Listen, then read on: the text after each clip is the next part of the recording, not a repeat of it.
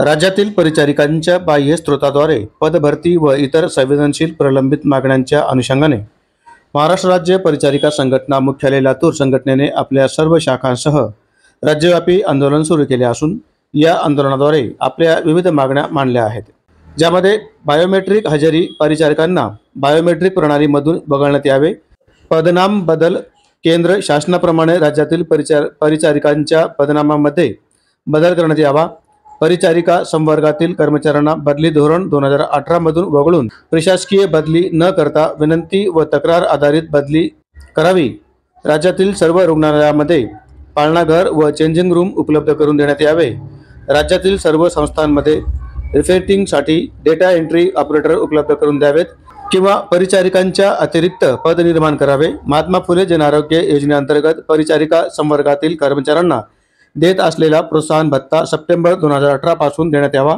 वाढती लोकसंख्या व खाटानुसार परिचारिकांची पद निर्मिती करण्यात यावी, नवीन आकृतीबंध मंजूर करावा, तसेच ग्रामीण रुग्णालयातील रद्द केलेले परिसेविका पद पुनर्जीवित करण्यात यावे, या व अन्य मागण्यांसाठी महाराष्ट्र राज्य परिचारिका संघटनेच्या वतीने आंदोलन सुरू करण्यात आले असून या आंदोलनास पाठिंबा म्हणून परभणीत ही आंदोलन सुरू करण्यात आले आहे। जर मागण्या मान्य झालेल्या नाही तर 18 जुलै 2025 पासून राज्यव्यापी बेमुदत काम बंद आंदोलन करण्यात येणार असल्याचे यावेळी सांगण्यात आले। जालना आंदोलन न्यूजसाठी परभणी जिल्हा प्रतिनिधी शेख अहमद यांची रिपोर्ट। 15 आणि 16 पासून ते आझाद मैदानावर आमचे जे पदाधिकारी आहेत, राज्य पदाधिकारी, ते निदर्शने आंदोलन करणार आहेत।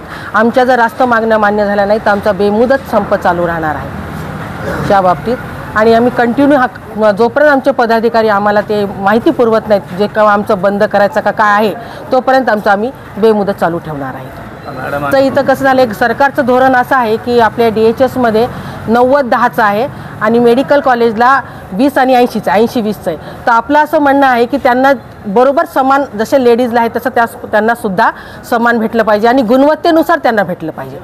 गुणवत्तेनुसार आपले जे पुरुष अधिपरिचारिक आहे त्यांना जागा भेटल्या पाहिजे आणि आपली पदभरती 100% झाली पाहिजे। आमच्या टोटल 14 मागण्या आहेत आणि त्यामध्ये आमचं मेन आहे तर ते वेतन त्रुटी निवारण, त्यानंतर नवीन पदनिर्मिती, कंत्राटी पद्धत जी पदभरती आहे तर ती बंद करायची आहे। आमच्या प्रशासकीय बदल्या होतात प्रत्येक 6 वर्षाला, मग ते 50 वर्षाच्या वरची परिसेविका असो या ज्युनियर असो, प्रत्येक 6 वर्षाला बदली होणार म्हणजे होणार। तर ती बदली पण आमची रद्द व्हावी, विनंतीनुसार बदली झाली तर चांगलं होईल।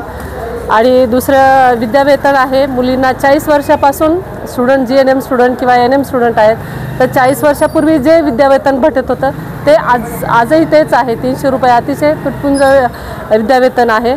त्यानंतर पाठ्यनिर्देशिका यांचे पण पद बऱ्याच दिवसापासून भरती झालेली नाही आहेत, त्यामुळे जो अतिरिक्त ताण आहे, आमच्या काही स्पेशलाइज स्टाफ आहेत MSc झालेले ट्युटर, त्यांना इकडचे कामं करून ते तिकडं पण ड्युटी करतात। तर अशा आमच्या म्हणजे पदनिर्मिती व्हावी, पाठ्यनिर्देशिकांचे पद भरती व्हावी।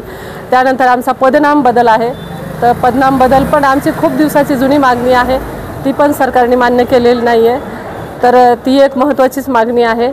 अशा विविध मागण्या आहेत, 1 ते 14 मागण्या आहेत आमच्या टोटल। तर आम्ही ह्या संपा थ्रू सरकारला असं निवेदन देतोय किंवा असं कळकळीनं विनंती करतोय की आमच्या ह्या सगळ्या न्यायिक मागण्या आहेत तर आम्हाला न्याय मिळावा। धन्यवाद।